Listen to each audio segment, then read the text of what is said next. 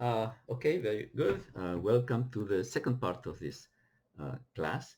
Uh, what we're going to start tackling now is the problem of updating probabilities. Now that we understand when you have a set of propositions all related by ands and ors, how if you have the probabilities for some propositions, just using the product and the sum rules, you can assign probabilities to everybody else. But now, the issue here is that the reason you would assign probabilities in the first place is that you don't have enough information. You're not in a desirable situation. Your information is incomplete. So what would you do in the fortunate situation where you actually acquire more information? Clearly, you need to have a scheme for updating whatever propositions you had sprinkled on your lattice of propositions, whatever probabilities you had sprinkled there. Now you want to change them to a better assignment of probabilities. Uh, in a certain sense, having just a theory of probability, well, that's good, but it's a little bit incomplete without also having a theory for how you update probabilities. What I'm going to do in this next 40 minutes or so is to discuss what happens or how you update when the particular information you acquire comes in the form of data. That's what gives rise to Bayes' theorem, Bayes' rule. It gives rise to the whole subject called Bayesian probability theory, Bayesian statistics. Later, we're going to see how you can generalize this considerably so that we can use it for lots of problems in science. What is the basic problem? The basic problem then is that you have a prior probability that reflects, no, wait, I forgot to do to go to my screen. There we go. You have a prior probability. Let us call it Q. This is the probability of something. Let's call it Q. Um, and you acquire information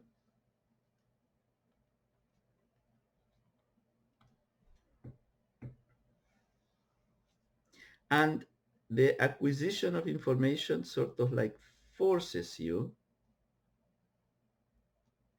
to update to what is called a posterior probability.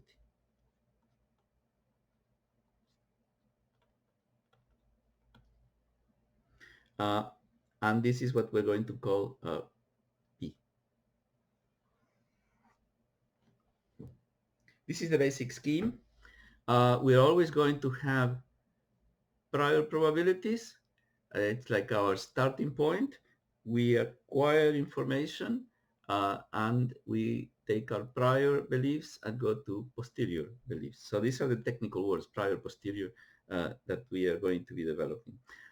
Jokingly, I would say, do humans think this way? Absolutely not. Humans are not rational individuals. Our beliefs are contaminated by all sorts of other considerations, preconceptions, prejudices, desires, irrationality, plain irrationality. Uh, so this is what an IRA, an ideally rational agent, would do. So the question that we're trying to do here is not how would a regular human being update his or her beliefs. No, it's the question is what would I want to believe if only I were an ideally rational agent. So this applies to ideally rational agents. And just for the sake of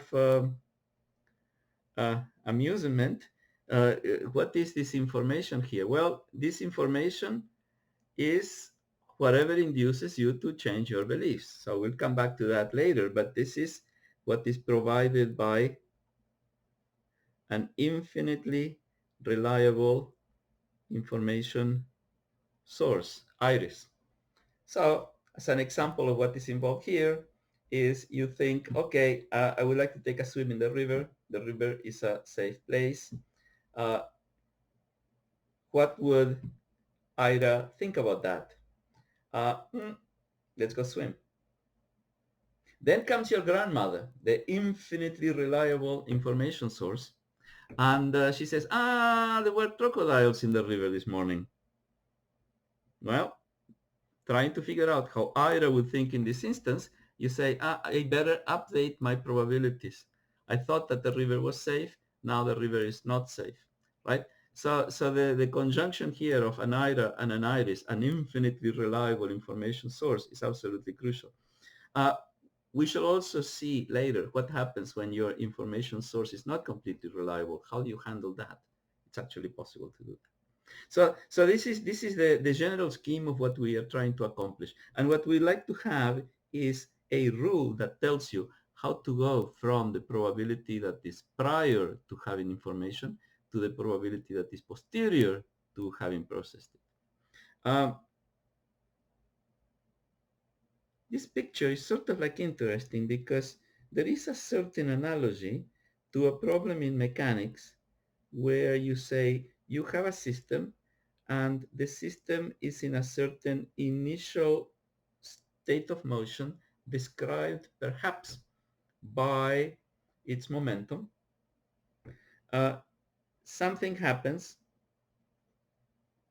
and the state of motion changes to some final momentum. What is it that you call whatever happened here? Well, whatever happened there, you call that a force. Force is whatever changes a state of motion. Okay, you could say something like this is like an impulse. Really, the force is dp dt, blah, blah, blah, blah. Don't worry about that. I'm trying to make a problem that's a little bit um, more basic. You define force in terms of its effects in motion. So this starts providing us with a little bit of a hint of how it is that we might actually discuss what on earth is this information that affected beliefs. Well, if we take the hint from mechanics, one could say information is whatever affects the beliefs of an ideally rational agent. Keep that thought in mind. We're going to clean it up later. We're going to keep going back to that. But there is another aspect to this that you might find amusing, which is, if a statistician or a mathematician were to look at this analogy, that person might immediately start saying, all these physicists, they see anything and they try to think of it as physics. I would claim that, while that might be true, because after all, we physicists tend to think as physicists, I would claim that the really smart move here is to precisely do the opposite. The reason the laws of physics look like the diagram in the bottom is precisely because the laws of inference look precisely like the diagram in the top. That it is the latter here, the bottom one, that is a special case of the top one here. So keep that thought in mind, because if we manage to do our inferences appropriately, choose the right variables for these probability distributions, the priors, and choose the correct physically relevant pieces of information, then our having posterior probabilities that incorporate the physically relevant piece of information might actually be the equivalent of the source or the very beginning of equations of motion. And that's the way it's going to go. Very good. So let us try now the special case.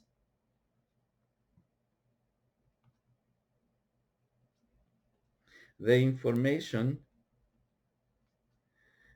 is in the form of data. So how do we proceed to do this? What is the problem? Solve the problem.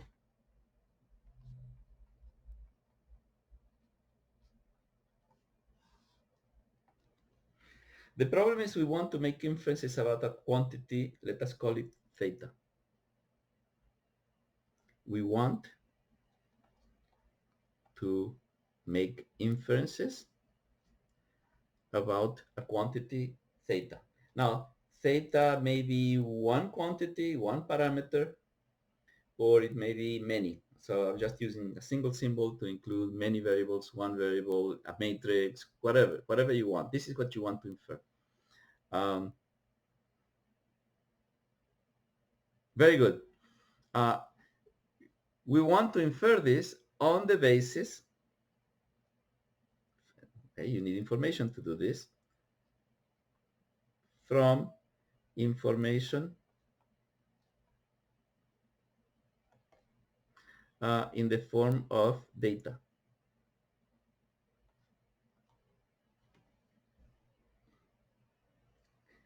Let's call data, I'm going to use the letter X for no good reason. Just so again, the data may be a single number, or it may be a vector, or it may be many different parameters, and so on. Now, if I just want to tell you, I want to infer theta, and this is the data, you have to immediately, if you think for more than 10 seconds, you say, I'm not going to be able to do that unless I happen to know that theta and X are related somehow. And there must exist some connection between the two, so that giving you information about one provides you information about the other. So we need information in the form of data and a relation between theta and X. Very good. So how would this work? Let's keep going. What I would like to say is that I have prior beliefs. Oh, maybe let's before we proceed here, let me go back to this scheme here, because there is another piece of information here, or another feature of these two schemes that may be particularly important. One of them is, if you look at the bottom diagram, the laws of physics always tell you how you change from an initial to a final. They never tell you what the final is, period, without having an initial. The laws of physics always have initial conditions, and the law, the part of the diagram that lies here at the vertex, is the one that tells you how you change from the initial conditions to the final conditions, right? There is always an initial condition. You would never think of just saying the state of motion is going to be blah, blah, blah. You can't. You have to say, okay, if you start from this kind of motion, you end up there. That's what the law of physics says. It's always in the form of differential equations of one form or another. Very good. In this scheme, if this is the scheme that we're trying to implement, then the fact that we have the update here starts to suggest that the laws of updating are not to be applied directly to obtain a posterior probability. You need to have something for the updating to act on. You need to have initial conditions, the prior probability. What the laws of updating give you is the change from the Q to the P. They don't tell you just about P, it tells you how you go to P from Q. That's very important. So let's go here. What is the prior?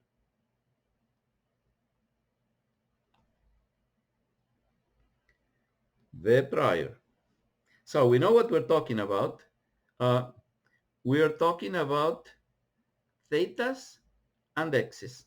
So let us assume that our prior for theta is something we know.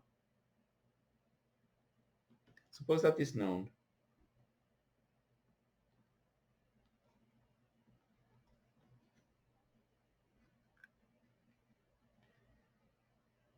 What else do we know before we actually collect the data? In other words, I'm asking the question, what else contributes to the prior? Well, actually, we need to have this relation between theta and x. If you don't have any relation between theta and x, then you're lost in the woods. Measuring x is not going to tell you anything about theta, so you need to have some relation there. How does this work? Well, it would work something like this. You want to know that if you were to know theta, then maybe you have some idea of what the x would be. Let us put the relation between theta and x that we know from the very beginning is that if you were to know what theta is, then you know more or less, or you have some idea of what x's would obtain. This function here uh, goes under various names, and we'll discuss it a little bit more. It is called the sampling distribution. It is also called the likelihood function. So this is basically, this is all you know before you collect data. Now, what do we have in mind when you have something like this? Let's make some remarks.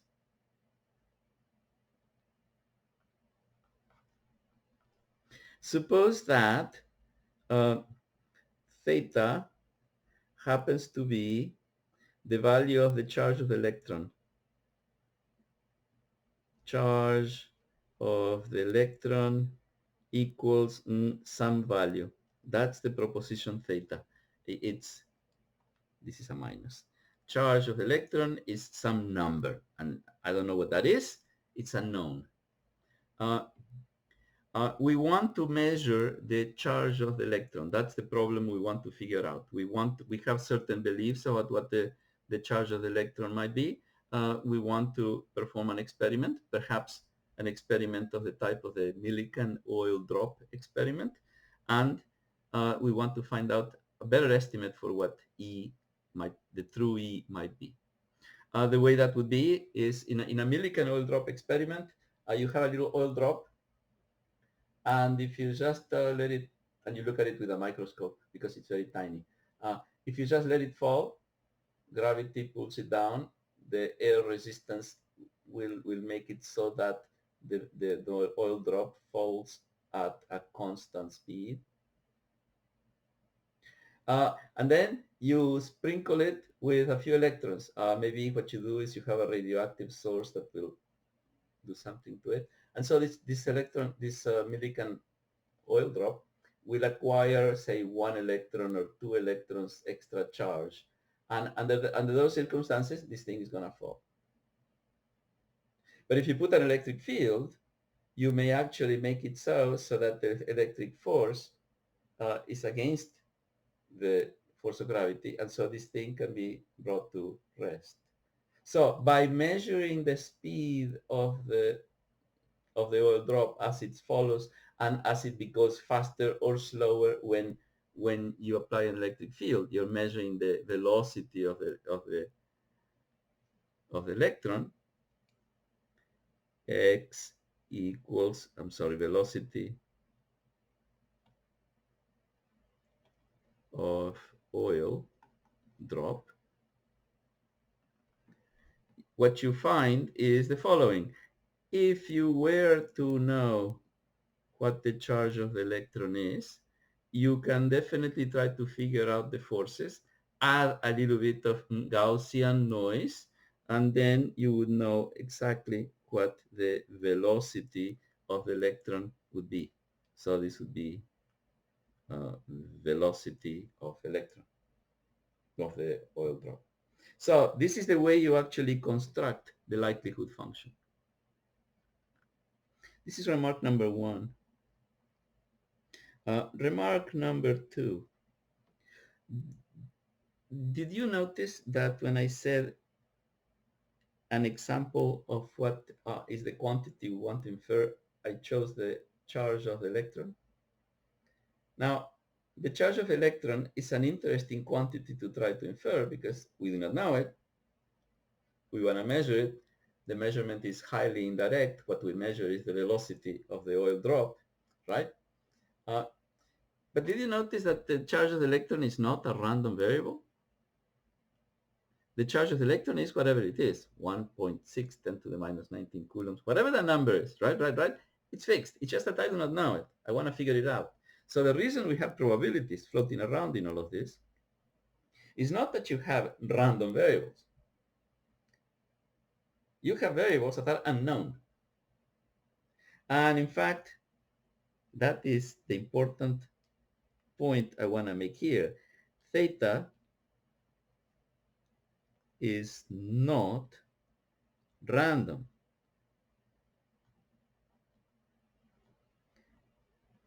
It is merely unknown. That's why we have a probability distribution for theta.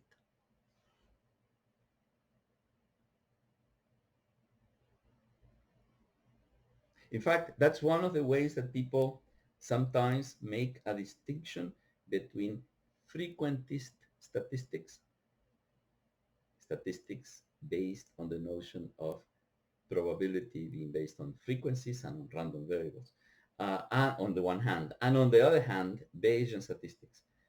Bayesian statisticians are capable of assigning probabilities not just to random variables, but also to variables that are not random at all. They're merely unknown. Very good. Third remark. What was my third remark? Okay, now I forget. Yes. Before we collect data, before the data is collected, or if somebody collected the data before you've been told what the data is, the unknowns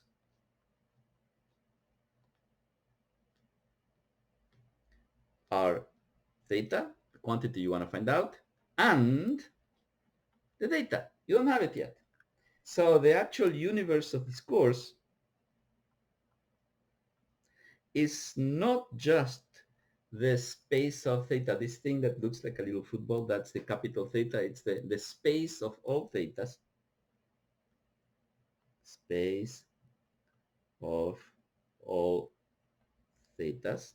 So the universe of this course is not just the space of all thetas, and it is not just the space of all x's, but rather it is the Cartesian product of these guys. It's the joint space of thetas and x's that is important. And so, this is actually a really crucial remark. You have to know what space of propositions you're talking about. Um, and the space is thetas and x's. What we have then is that if we know q theta and we know the likelihood function, then using the product rule, what we know is, doesn't matter which order I put them, but is the joint distribution.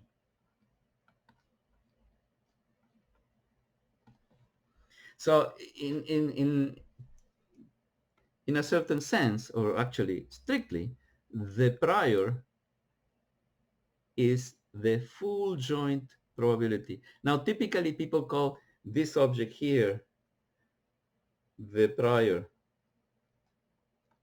and that object there the likelihood.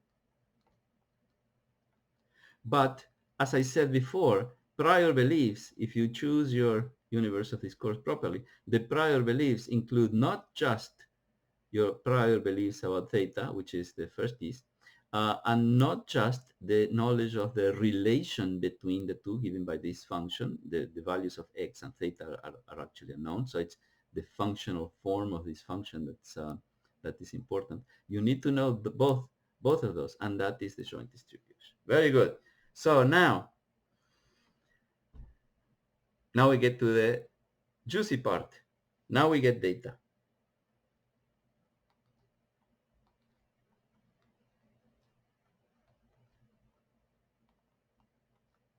And we find that the value of x is x prime. So this is the new piece of information. We start from theta x. We want to update to a posterior theta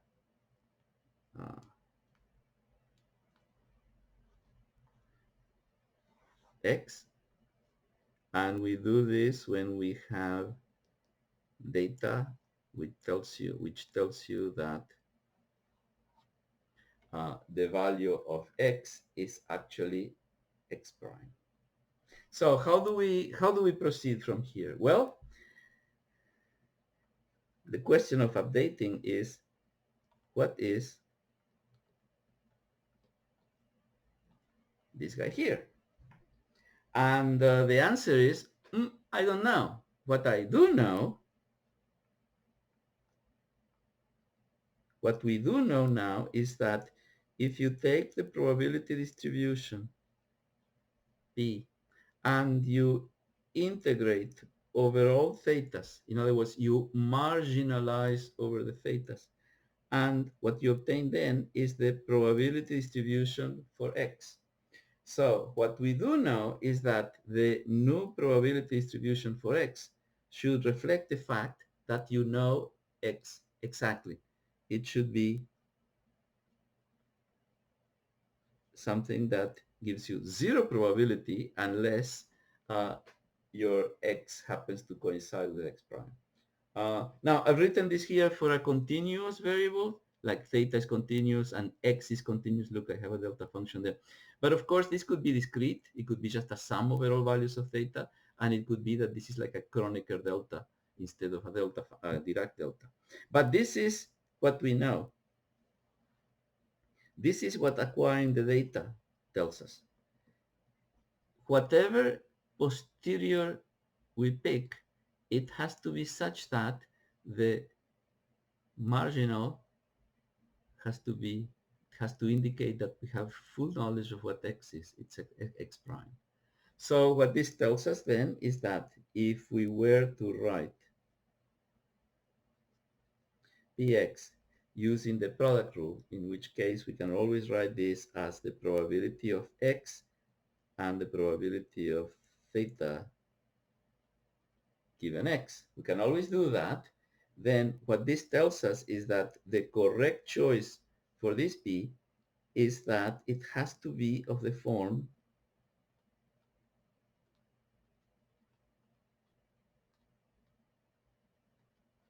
something like that. What is this guy here? That's the problem. Because what this is telling us is that when we update our prior beliefs, remember, this is not just the probability of x and theta, but it's the probability of all the propositions that you can construct from ands and ors. So we have a whole web of beliefs that have been assigned consistently. But now we're carrying information and we want to go to a new web of consistent beliefs. And so the question is, what do we know? We know a little bit, but we know that whatever we do know is not sufficient to fix everything. This function here can be anything you want. Anything will work, provided once you assign a function here, then all the other propositions get assigned probabilities on the basis of the sum and the product rules. You're going to be fine. So One thing that we realize immediately when we look at this is that because this is a delta function, this is all going to be 0 unless the x happens to be the correct one. So I'm going to put here x prime. I do not need to find this or to choose a function here if the x is not already equal to x prime. So that restricts our freedom to choose this guy here quite considerably. But still, let me put it like this. At this point,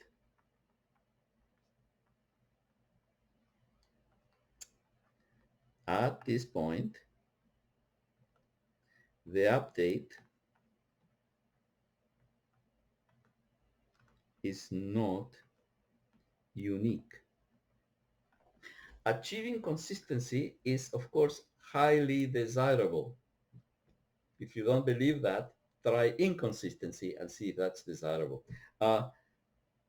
So at this point, the update is not unique. We need an additional principle.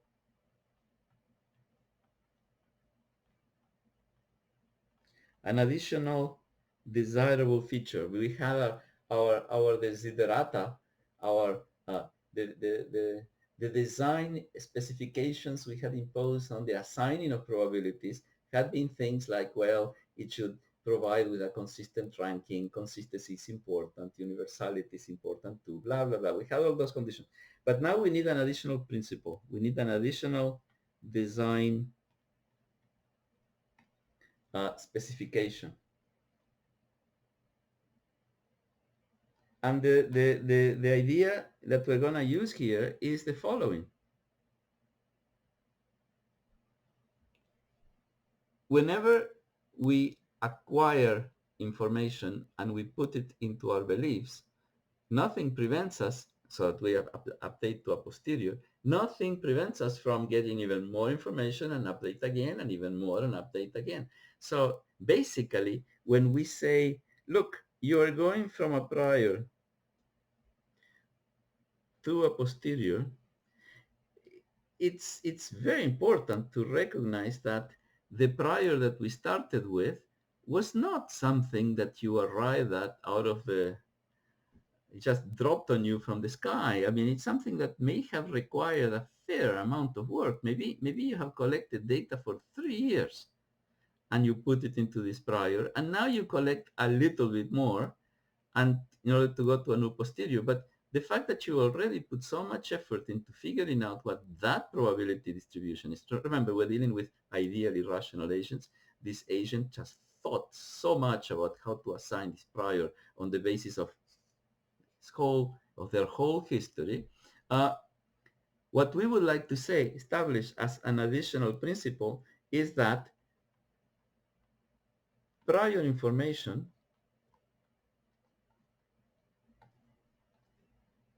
is valuable. In fact, this is the central piece of the central attitude that is incorporated into Bayesian statistics that's missing from, say, frequentist statistics. The information that had been laboriously collected in the past and incorporated into what is today my prior is extremely valuable. Do not waste it. So when you want to update, let's look at this equation here again. When you want to update from the prior to the posterior, and you know that your posterior has been constrained by having one of the factors firmly determined by the data, but the other factor is actually pretty free. What we're going to say is the additional principle is that whatever information you had collected in the past is actually valuable. Do not throw it away. What we want is a principle of minimum updating.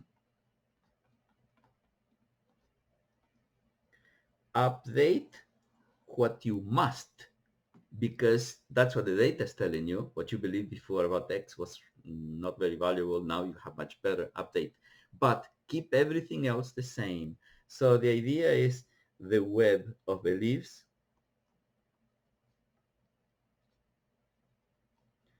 ought to be updated, but past information is valuable too, but only to the minimal extent required by the new information.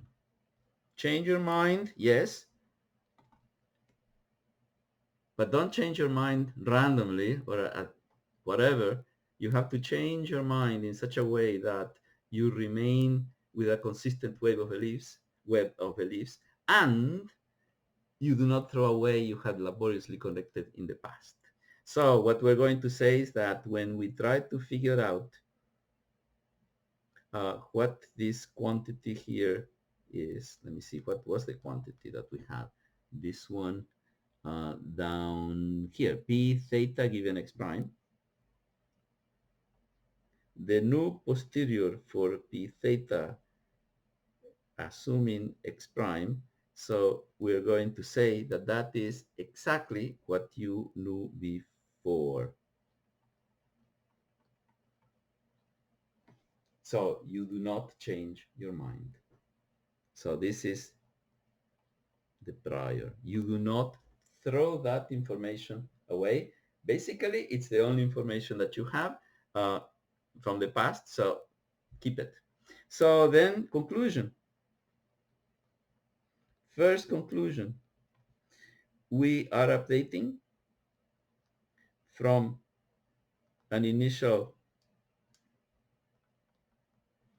prior to a posterior when the information is in the form of the new probability distribution for X has to be such that the data is actually X prime, and you update to a new probability distribution, the posterior, and the posterior is going to be such that the probability of X is a delta, and the conditional probability of theta given X is whatever was already contained in the prior.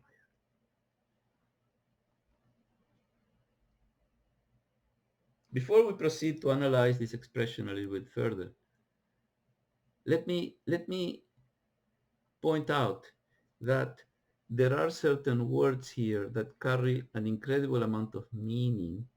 Like, for example, the prior information is valuable, has value.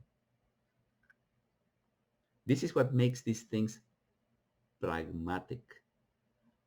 They're supposed to be useful in practice. Now, I like this one here. Do not waste it. Wow, that sounds like your mother telling you, don't waste your money, or I don't know, go make your bed and wash your socks or something. I mean, this is somebody telling you, don't waste it. This sounds very stern. Here's another one. The web of beliefs ought to be updated, but only to the minimal extent required by the new information. So you want your new beliefs to be consistent, but you want them to change from the prior in such a way that you preserve as much of the prior as possible. You ought to do that because otherwise you would be wasting what you had learned in the past. Now, these terms are very, very loaded, bloated with meaning. Value, do not waste, ought.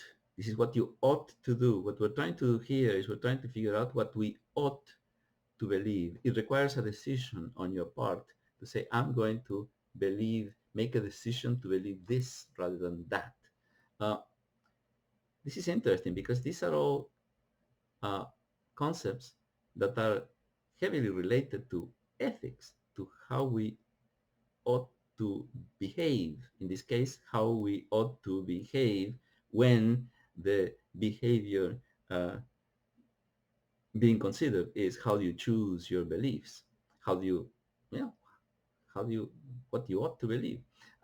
So if this is going to be, on the one hand, it's important because how you ought to, what you ought to believe is just about the most important question that you could consider. Uh, but on the other hand, we're trying to build science on this.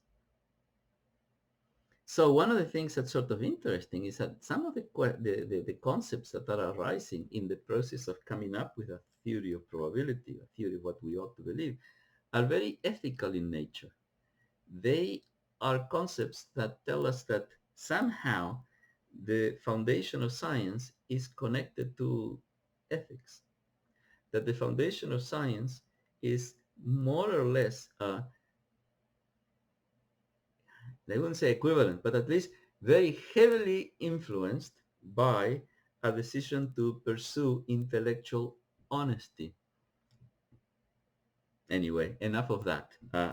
Clearly, that's a subject worth pursuing, but I want to get to quantum mechanics. So let's proceed. So what can we say from now that we have this joint probability distribution? What we want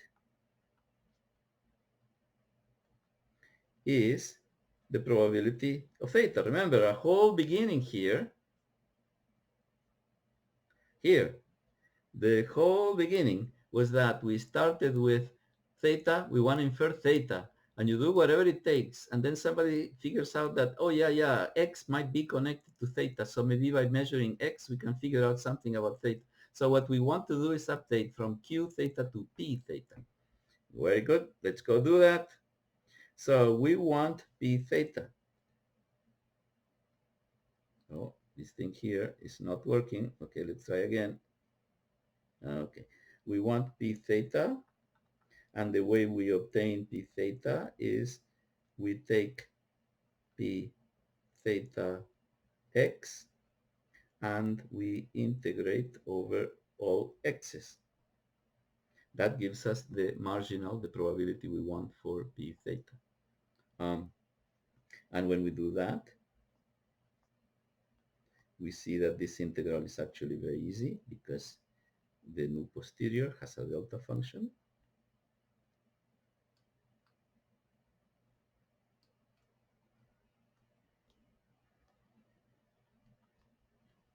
Like that. So the nu posterior is going to be just q. This is just, here I have an x prime. If I hadn't put it up here, it wouldn't matter. You see that when I integrate here, this would become an x prime anyway. And when you integrate the delta function, you just get 1. So this is the result. So conclusion, we have Bayes' rule. The nu probability for theta, the posterior, is going to be the old probability for theta conditional on the actual value of x prime, the value obtained for the data. So one way to say this, please notice that this is a prior on this side, and this is a posterior. So this is where the updating happened.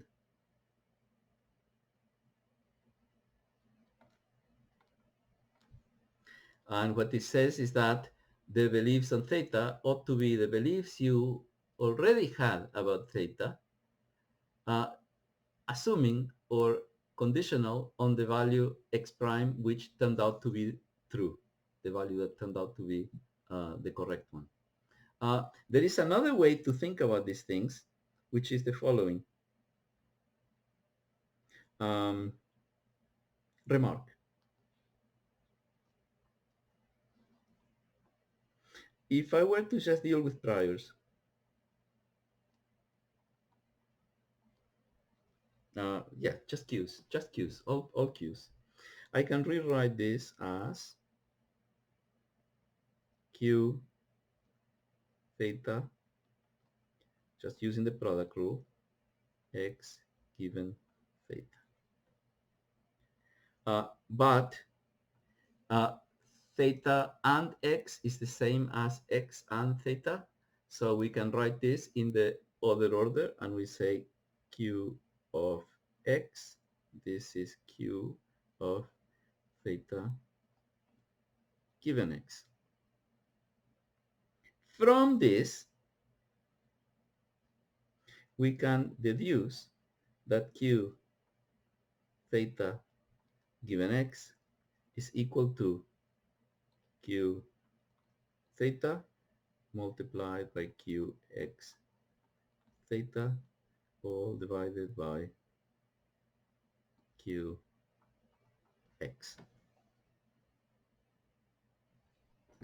Therefore, the new P theta can be written as Q theta multiplied by this factor, which is given by the likelihood function Qx prime, and here have X prime, right? So here I shouldn't forget the prime there. So this is an alternative way of writing Bayes' rule. And in this form, uh, it is sometimes called Bayes' theorem. And one has to be a little bit careful here because there is an interesting subtlety.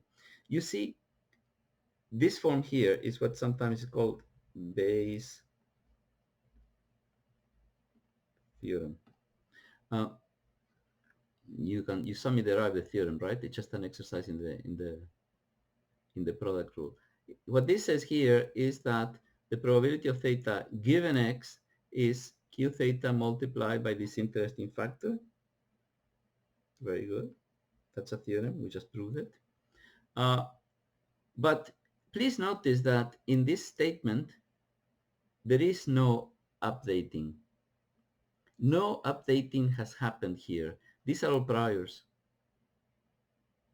And that remains true even when I put primes here. Because even when I put primes here, you might say, oh yes, I could read this like the probability of theta is the probability of theta when I know that X prime is true. Correct, yeah, you can do that. But this is the probability that you know before. This is already something that you had before. The true updating is the one that happens when you go from Q theta to P theta. Uh, you can always write down Bayes' theorem in this way, and that's fine. People have done amazing, beautiful things just doing this, but that leads to a little bit of a confusion uh, in what are priors and what are posteriors. This is the prior probability conditional on X. Uh, it's not a posterior, it's a prior. This is the posterior. Why am I being so picky about these conceptual distinctions? The reason I'm being picky about that is that if you confuse priors and posteriors, then the fact that you had freedom here as to what to pick for that uh, for that factor in the joint probability distribution would not have been obvious, and the fact that an additional principle for updating isn't required. Just collecting data is not enough. The fact that a principle was involved, that would have been missed. And right now, it doesn't make that much of a difference because after all, we do have this expression here. Uh, but the road to generalizing the updating procedure to situations that go beyond just acquiring data, that would have been missed. if we do this, once we recognize that a principle of minimal updating is necessary, this opens the road to considering all sorts of other these kinds of information that are not necessarily connected to data. In fact, this is the kind of conceptual